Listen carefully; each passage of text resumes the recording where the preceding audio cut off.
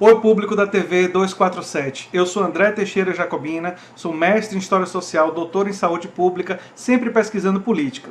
E tem um canal aqui no YouTube, a Nova Máquina do Tempo, agora parceiro do 247. Se vocês querem ver mais conteúdo do meu canal, dê uma checada no link na descrição ou procurem por a Nova Máquina do Tempo. Oi, gente. Hoje eu quero falar com vocês sobre o que eu chamaria de a confusão entre a concepção que vem do senso comum sobre o que viria a ser direita e esquerda, os polos político-ideológicos, que existe na sociedade brasileira, esse senso comum, e a concepção acadêmica do que viria a ser esquerda e direita. Porque eu cheguei à conclusão, já há algum tempo, que existe uma distância enorme entre a concepção que existe em boa parte da nossa sociedade, claro que não estamos falando da totalidade, e a concepção que a academia consagrou como sendo a concepção mais próxima de retratar a realidade em relação ao que é de esquerda e o que é de direita do ponto de vista político, né? Então, esse não vai ser um vídeo completo sobre isso, eu tenho outros vídeos sobre esquerda e direita que eu vou colocar em um comentário fixado, mas ele vai refletir sobre aspectos dessa confusão.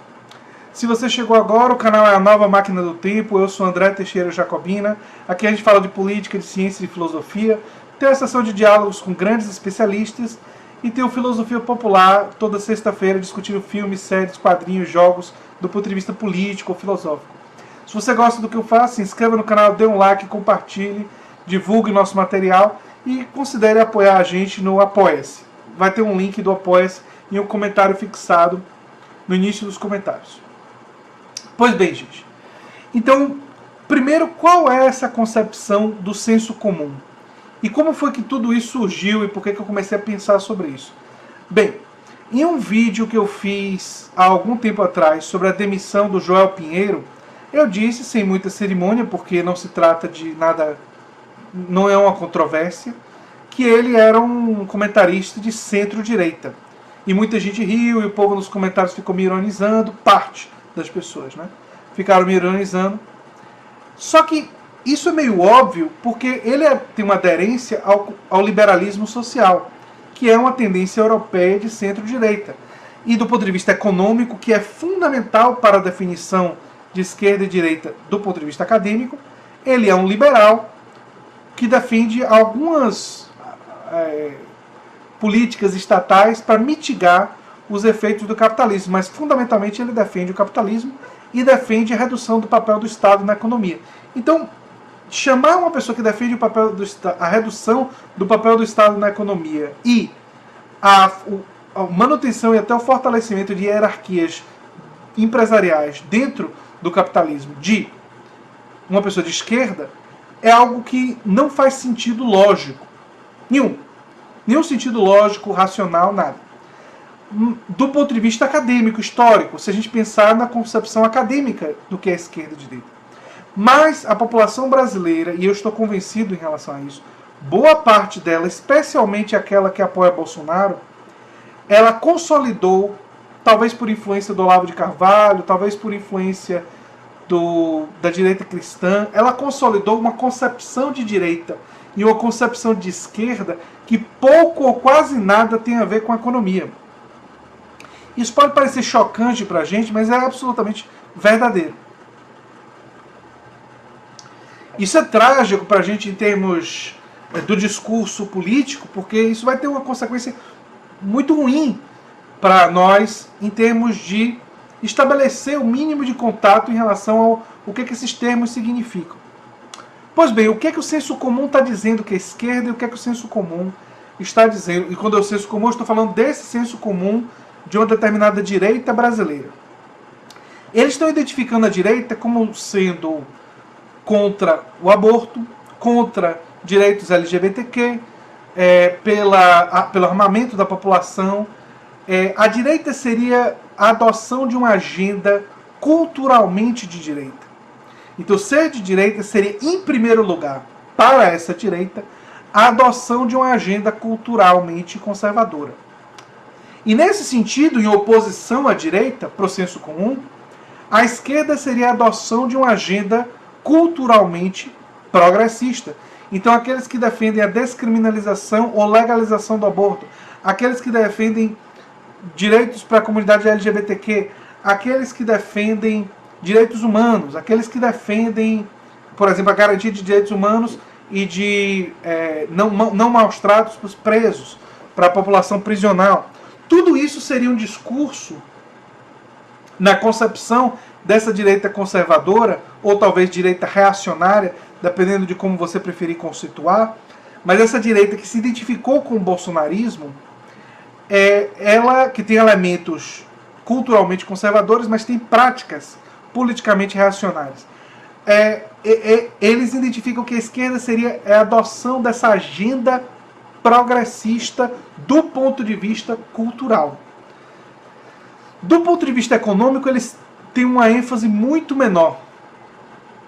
Alguns falam da redução do papel do Estado, mas isso não está na ênfase, isso não está no epicentro. E é por isso que, para eles, Joel Pinheiro pode parecer de esquerda. Porque Joel representa justamente o quê? Aquele que é progressista nos costumes e liberal na economia. Então, o caso de Joel Pinheiro ele é interessante para examinar isso, porque ele acaba exemplificando exatamente a dificuldade dessa direita de se reconhecer em Joel. E como ela tem um pensamento maniqueísta, bem e mal, certo e errado, tudo tem que estar em apenas dois polos, se Joel é progressista culturalmente, ele necessariamente é de esquerda. E a questão econômica não interessa. Então, para essa direita. Então, eles fazem essa separação apenas ou essencialmente do ponto de vista cultural. E eles estão seguindo a cartilha do Olavo de Carvalho, para quem a cultura é muito mais importante do que a economia. Então, nessa influência olavista, né, sobre a nossa política e o nosso discurso político, o que é que isso produz? Isso produz uma concepção de política de que pessoas como Joel Pinheiro, Andreasa, podem ser vistas como sendo de esquerda, ou porque são progressistas, no caso de Joel Pinheiro, nos costumes, na cultura, ou porque são críticas do governo Bolsonaro. Se tem críticas ao governo Bolsonaro, então necessariamente seriam de esquerda. Só que essa visão não vê que não existe a esquerda nem a direita. Existem várias esquerdas e várias direitas. Eles representam o que historicamente ficou conceituado chamar de a direita conservadora, culturalmente. Nos Estados Unidos, e muita da sua inspiração vem dos Estados Unidos, e o Olavo de Carvalho está lá na Virgínia, dentro do Partido Republicano, eles são a direita cristã fundamentalista. Então, é um segmento da direita dentro do próprio Partido Republicano, não representa a totalidade do Partido Republicano. Existem, por exemplo, dentro do Partido Republicano, e isso iria fazer a cabeça dos nossos direitistas quase que fritar, o Partido Libertário de Direita. E o Partido Libertário de Direita, que eles não chamam Libertário de Direita, eles chamam Partido Libertário, mas que na verdade eu tenho que dizer que é de direita, porque o termo libertário ele tem uma origem na esquerda. Isso daí, eu tenho um vídeo sobre isso explicando a diferença entre libertário de esquerda e direita. Mas os libertários de direita defendem, por exemplo, a descriminalização das drogas. Agora, se você disser para um direitista brasileiro que dentro do partido de direita republicano nos Estados Unidos existe um segmento que defende radicalmente a redução do papel do Estado e que dentro dessa defesa da redução do papel do Estado está a defesa da descriminalização das drogas, eles vão dizer que esse partido libertário é de esquerda. Por quê? Porque esse brasileiro ele vai estar utilizando como baliza apenas a questão cultural. Então, para eles, se essa pessoa defende a descriminalização das drogas, necessariamente ela não pode ser de direita. Mas o que é essa direita brasileira conservadora ou reacionária não está percebendo? Ela não está analisando a dimensão econômica, ela não está analisando o fato de que existem várias direitas e várias esquerdas. E é difícil para eles porque eles querem ver o mundo como o lado deles está certo, o outro lado está errado. Eles representam o bem, o outro é o mal. Eles são total. Então, para eles, reconhecer que existem diferentes formas de ver o mundo e diferentes formas de ser de direita e de ser de esquerda, para eles é muito complexo. E eles não querem fazer isso. Há uma recusa em relação a isso. Para mim, qual é a melhor forma de diferenciar esquerda e direita? Bem, a esquerda são os partidos, organizações, movimentos que defendem em algum nível a produção de maior igualdade. E a direita são aqueles partidos, organizações ou movimentos que defendem em algum nível, ou em vários, a manutenção e a expansão das hierarquias, de um processo hierarquizante. E isso a gente pode ver em todas as direitas. Por exemplo, a direita conservadora defende a hierarquia, no passado especialmente, a hierarquia masculina, patriarcal, o homem tendo mais poder. Aí a direita conservadora foi se modernizando e passou a defender a família tradicional. Mas ela defende ainda a hierarquia, de que a família tradicional é a forma hierarquizada fundamental de organização social. E o que foge disso deve ser criticado. A direita conservadora, ela defende a hierarquia fundamental de Deus e da sua conexão fundamentalmente com uma determinada religião. Então a direita conservadora islâmica defende a autoridade de Alá, a direita conservadora cristã defende a autoridade de Jeová, ou Jesus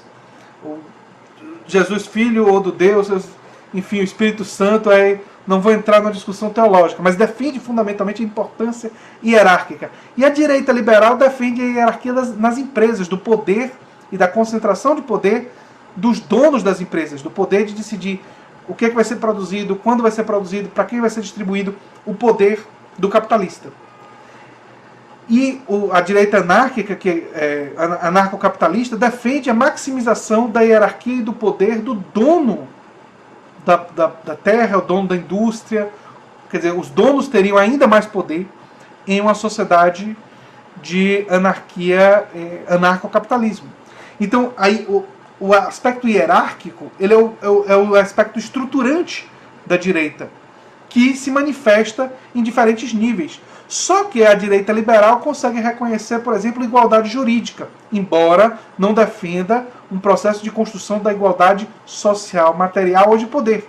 Especialmente não defende uma igualdade maior de poder dentro das empresas, com expansão de participação dos trabalhadores, na diretoria e tudo mais. Todas as ideias que foram desenvolvidas na Alemanha em relação ao fortalecimento da classe trabalhadora vieram ou da social-democracia, ou de tendências trabalhistas, ou de tendências influenciadas pelo marxismo. Então, essas são as balizas acadêmicas. A esquerda defende em algum nível igualdade, a direita defende em algum nível, ou em vários níveis, hierarquia. A esquerda pode defender igualdade em todos os níveis, como, por exemplo, igualdade de poder, maior igualdade material, e a forma como chegar lá pode variar. Alguns podem defender via direitos sociais, via revolução, via expropriação. As formas variam muito, mas o elemento central que define a natureza do que é de direita e o que é de esquerda defende fundamentalmente as hierarquias, sua manutenção e expansão, e o outro defende fundamentalmente a igualdade e a ampliação da igualdade. Por exemplo, o stalinismo não produziu igualdade, mas dizia defender igualdade. Produziu uma pequena igualdade em relação ao acesso a determinados serviços, né? Mas também produziu muita hierarquia do ponto de vista político. Mas por defender a igualdade enquanto um horizonte, ainda está no campo da esquerda, mesmo que tenha sido uma esquerda totalitária, genocida, horrorosa, que eu condeno completamente, a esquerda stalinista.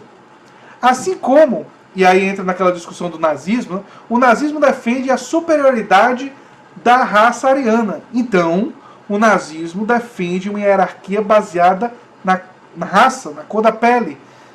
É uma defesa de extrema direita, porque é uma defesa de hierarquização, de submissão dos povos à raça. Isso explica por que o nazismo é de extrema direita de forma muito simples e muito rápida, né? Então isso é fundamental para entender que essa é a divisão acadêmica. Só que na nossa sociedade, por causa da influência de gente como Olavo de Carvalho e outros que bateram tanto nessa tecla cultural, e por parte de responsabilidade de parte da esquerda também. Essa é uma coisa interessante, não pode se colocar tudo na conta da direita chucra. Existe também uma responsabilidade de parte da esquerda. E qual foi essa responsabilidade? Historicamente, a gente pode datar como vocês quiserem, mas a gente pode pegar o exemplo de Bill Clinton nos Estados Unidos, Tony Blair na Inglaterra e até FHC e Lula aqui no Brasil. E qual é esse exemplo? Quando Bill Clinton chega ao poder nos Estados Unidos, ele chega sendo um democrata que abandonou as causas econômicas para focar fundamentalmente nas causas culturais. E na economia ele reproduz uma versão light do Partido Republicano. E isso influenciou muito o Partido Democrata e a ala corporativa do Partido Democrata nos Estados Unidos. Isso fez com que ser de esquerda nos Estados Unidos, e nós temos muita influência dos Estados Unidos, ser de esquerda nos Estados Unidos era adotar políticas de descriminalização do aborto, políticas favoráveis à comunidade LGBTQ, reparações no campo do combate ao racismo, cotas. Isso era ser de esquerda nos Estados Unidos. Por causa, em parte, do governo Bill Clinton, que na economia não foi um governo de esquerda do ponto de vista econômico. Foi um governo que desregulamentou os bancos, foi um governo que fez acordos comerciais que favoreceram as grandes corporações. Em um nível semelhante, Tony Blair fez a mesma coisa no Partido Trabalhista Britânico. O Partido Trabalhista Britânico tem uma trajetória histórica de centro-esquerda, de social-democracia, conectado a essas ideias. Foi importante na expansão do National Health Service na Inglaterra, no final dos anos 40 e início dos anos 50, e tem uma trajetória importante na esquerda internacional, mas Tony Blair representou o fortalecimento, que já estava em curso, de uma perspectiva economicamente conservadora e culturalmente progressista na Inglaterra, do Partido Trabalhista Britânico. FHC no Brasil e o PSDB têm semelhanças. O PSDB, quando surge, com Franco Montoro, com Mário Covas, tem elementos, lá nos anos 80, da social-democracia. Inclusive, sua origem nas universidades tem elemento da social-democracia. Mas já no final dos anos 80 e início dos anos 90, o PSDB faz um caminho, do ponto de vista econômico, para a centro-direita, para o liberalismo social. O PSDB fez esse caminho para o liberalismo social, coisa que gente de direita aqui nos comentários não vai reconhecer. Vai dizer que o PSDB é de esquerda. Mas eles estão usando critérios culturais. E até esses critérios culturais o Dória está querendo eliminar, porque ele está querendo fazer todo o caminho para a direita. Lula, que teve méritos em sua administração e deméritos, o PT, quando governou o Brasil, e aí a gente poderia conversar sobre os méritos e os deméritos, é uma conversa meio longa, não quero estender o vídeo com relação a isso, mas, apesar de políticas focalizadas historicamente são políticas liberais, nos mais pobres tiveram muito impacto, e na cultura teve justamente o fortalecimento dos movimentos sociais progressistas dentro dos partidos de esquerda, do PT, do PSOL. Então houve essa identificação, só que o PSOL mantém uma defesa na economia muito mais claramente de esquerda do que o PT, né? De uma forma mais evidente do que o PT. Mais social-democrata do que o PT. Interessante que hoje o Jeremy Corbyn na Inglaterra tem um programa no Partido Trabalhista Britânico que está à esquerda do PSOL. Para vocês verem como nossa política caminhou para a direita. Não é? Enfim, então o que acontece? No mundo inteiro, partidos de origem social-democrata, trabalhista, no caso do PT, uma combinação dos intelectuais de esquerda com igreja progressista, teologia da libertação e sindicatos, várias organizações identificadas com a esquerda, no pós-queda do Muro de Berlim e no avanço do neoliberalismo no mundo, ou liberalismo clássico, chame como quiser, a questão do nome é menos importante. Mas o avanço dessas perspectivas, o que aconteceu? Eles recuaram até por causa de alianças com o grande capital na economia e fortaleceram a diferenciação do ponto de vista cultural. Bem, isso que é uma responsabilidade conjunta da direita ultranacionalista, americana, brasileira e de outros países, na Inglaterra também. É também uma responsabilidade de parte da esquerda que encontrou essa forma de se diferenciar. Só que isso não anulou, acabou com a esquerda verdadeiramente social-democrata. Isso não acabou. Existem inclusive verdadeiros social-democratas dentro dos grandes partidos de esquerda que eu falei, por exemplo. Lá nos Estados Unidos, o Partido Democrata tem gente como Tulsi Gabbard, como Andrew Yang, como Elizabeth Warren, como o próprio Bernie Sanders, que está concorrendo agora à presidência, e outros, que são pessoas com características social-democratas e estão fazendo por dentro do partido, embora Bernie Sanders, historicamente, fosse uma pessoa independente. No Partido Trabalhista Inglês, eu já falei, tem a liderança importante do Jeremy Corbyn, bem à esquerda. E aqui no Brasil, mesmo no PT, a gente encontra tendências dentro do PT que estão mais à esquerda. Mas, por um determinado momento, a tendência dominante foi a tendência chamada articulação, que fez esse caminho que o Bill Clinton fez, que o Tony Blair fez e que outros fizeram. Eu só cito esses 3 grandes exemplos do Bill Clinton nos Estados Unidos, Tony Blair na Inglaterra e FHC e Lula aqui no Brasil, porque eles são exemplos que dão para a gente perceber que a questão é global, é mundial. Então o que acontece é que vários fatores conspiraram para essa construção desse senso comum, que do ponto de vista estritamente acadêmico, ela está equivocada. Mas que do ponto de vista político, ela é muito difícil de ser desfeita, porque ela tem uma historicidade, ela tem elementos históricos, tanto produzidos culturalmente por uma direita que fez essa quase que lavagem cerebral na cabeça das pessoas, construindo o monstro do marxismo cultural e tudo mais, como ela tem o elemento de que parte da esquerda, quando chegou ao poder, deixou de ser de esquerda, ao menos em parte, na economia em determinados setores. Uns mais, outros menos, e aí claro que vale análise, depende de uma análise para ver qual foi mais, qual foi menos, qual foi o nível de concessão. O próprio Lula, na entrevista para o Glenn Greenwald, falou que fez um governo de concessão, de conciliação. Então Lula é até sincero em relação a isso, mais até do que outras lideranças da cúpula do PT. Sinceridade é uma coisa positiva, né? E temos o Tony Blair, que fez isso para a Inglaterra, e o Bill Clinton fez isso nos Estados Unidos.